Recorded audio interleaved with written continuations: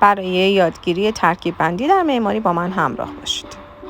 ترکیب بندی یا کمپوزیسیون. تعریف به معنی تنظیم جایگاه درست اجزا هست. هدف از ترکیب بندی چی هست؟ وحدت بخشی و تناسب و در حقیقت ترکیب بندی تکنیکی هستش که به واسطه اون میتونیم انتقال مفاهیم و معانی خاص به مخاطب رو داشته باشیم. وقتی صحبت از ترکیب بندی میکنیم انواعش رو باید بشناسیم. انواع ترکیب بندی میتونه در 3 حالت اتفاق بیفته. حالت اول رأس به رأس، مخصوص اشکالی هستش که دارای رأس باشن. بچه اشتراک اشکال در این حالت فقط متمرکز بر این نقطه خواهد بود. حالت دوم یال به یال، تاکید میکنم برای اشکالی هستش که دارای یال باشن. بچه اشتراک در این حالت یال هست. اما حالتهای مختلفی که در اینجا رخ میده چی هست؟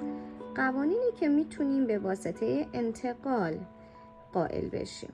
این انتقال میتونه در حالت 1/2، در حالت 1/3 و دیگر موارد باشه. وقتی صحبت از ترکیب بندی میکنیم میتونه شکل‌ها دارای فرم یکسان باشن، میتونن شکل‌های دیگه ای رو داشته باشیم. به عنوان مثال مثلث و مربع به صورت یال به یال و دیگر موارد، یا 6 ضلعی یا 5 ضلعی به صورت یال به یال با مربع و یا دیگر موارد. در اینجا نمونه های مربوط به اشکالی رو میبینیم با فرم های یکسان، ابعاد متفاوت و نحوه ترکیب بندی یال به یال اشکال. و اما حالت سوم مبحث تداخل اتفاق میفته. این تداخل باز میتونه برای اشکال با فرم یکسان و ابعاد یکسان باشه، میتونه اشکال با فرم یکسان و ابعاد غیر یکسان باشه، میتونه اشکال با فرم ناهماهنگ یا غیر یکسان با ابعاد غیر یکسان باشه. پس در حالت اول شکل و فرم یکسان. تداخل‌های متنوعی که میتونیم از این حالت بگیریم رو ترسیم میکنیم. چند نمونهش رو فرض کنیم. اینا میشه حالت‌های تداخل مرحله اول. اما وقتی که قرار باشه که فرم یکسان باشه اما ابعاد یکسان نباشه، میتونه این رو به ما بده: 2 تا فرم یکسان اما ابعاد غیر یکسان. و اما در حالتی که هم فرم متفاوت میشه هم ابعاد متفاوت میشه، فرم یکسان نیست، ابعاد هم یکسان نخواهد بود. اما ویژگی این حالت چیه؟ سطح اشتراک بیشتر میشود. وقتی سطح اشتراک بیشتر میشه باید اینجا تعیین تکلیف کنیم که این اشتراک مربوط به کدام شکل است.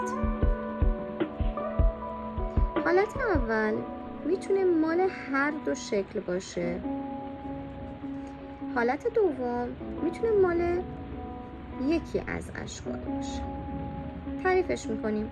مثلا اینجا اگر که بخوایم این سطح اشتراک رو بدیم به دایره میشه فقط مال دایره. اگر در این حالت بخوایم بدیم برای هر 2 میشه به این حالت. اگر که اینجا بخوایم سطح اشتراک رو بدیم به مربع بزرگتر میشه این حالت. اما این سطح اشتراک چه خاصیتی برای ما داره و چه عملکردهایی رو میتونه برای ما به نمایش بذاره؟ وقتی که سطح اشتراک رو صحبت میکنیم ازش، میتونه این سطح اشتراک عملکرد ارتباط عمودی رو بگیره به خودش. میتونه حیات باشه، میتونه فضای مابین باشه، مثل نشیمن، مثل غذاخوری، فضایی که هر دو سمت بتونن ازش استفاده کنن. پس در این حالت من اگر که برم سراغ طراحی پلان، میگم که احتمالاً این فضا مثلا آشپزخونه خواهد بود یا مثلا سرویس پله خواهد بود. درست شد؟ در ادامه اشکال رو میبینیم با سطح اشتراک و تعیین تکلیف پیرامون سطح اشتراک برای کدوم یکی از اشکال باشه. اما ترکیب بندی رو از نگاه دیگه‌ای اگر بخوایم دسته بندی کنیم، میتونیم این انواع ترکیب بندی رو به صورت‌های قرینه، همینجا قرینه رو تعریف کنیم. قرینه ما وقتی صحبت میکنیم ازش، قرینه نسبت به یک نقطه داریم، قرینه نسبت به یک خط یا محور داریم، قرینه نسبت به یک شکل داریم. حالتهای مختلف این قرینه اتفاق میتونه بیفته. اما وقتی که صحبت از قرینه میکنیم، چه حسی رو به ما منتقل میکنه؟ حس تعادل و توازن. مفاهیمی که برداشت میشه از تعادل و توازن: استحکام، قدرت و برای چه عملکردهایی مناسب هست؟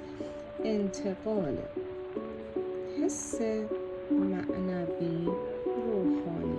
به این ترتیب برای بناهای مذهبی یا سمبولیک مناسب هست بیشتر. حالت بعدی از ترکیب بندی عمودی هست. در ترکیب بندی عمودی حس قدرت منتقل میشه، حس وقار منتقل میشه. در حالت ترکیب بندی افقی حس آرامش و سکون. در ترکیب بندی مدور یا دایره‌ای شکل حس مرموز بودن، علی‌رغم اینکه حس مقاومت رو هم داریم. در ترکیب بندی متقاطع هم ما حس و مفهوم تضاد رو داریم. چرا مفهوم تضاد رو داریم؟ چون در حالت عمود و افق داره این اتفاق میفته. پس ما به عنوان مثال سکون رو داریم در مقابل حرکت، یا آرامش رو داریم در مقابل پویایی. اما برای ترکیب بندی درست باید اصولش رو بشناسیم. اصول ترکیب بندی چیه؟ اولین اصلش هست نسبت‌های طلایی.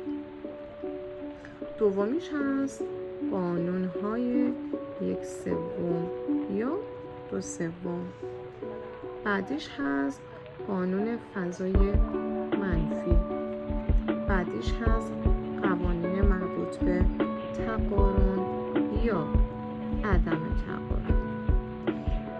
با دونستن این قسمت از مبحث ترکیب بندی، امیدوارم که این ترکیب بندی رو بتونید انجام بدید. اینجا یه توضیحی بدم. در حالت عمودی میتونه مبحث نما رو به خودش انتقال بده. در مبحث افقی میتونه واژه پلان رو داشته باشه. در قسمت مدور همینطور میتونیم پلان ها رو اینجا ازش خروجی بگیریم. در قسمت متقاطع هم میتونیم ترکیب پلان نما داشته باشیم.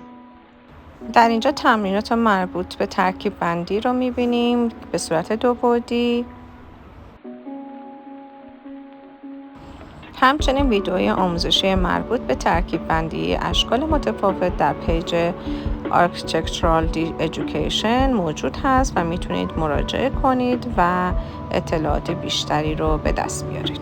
چنانچه علاقه‌مند به مباحث معماری هستید، لایک، سابسکرایب و شیر رو فراموش. تا آموزشی دیگر، خدا نگهدار.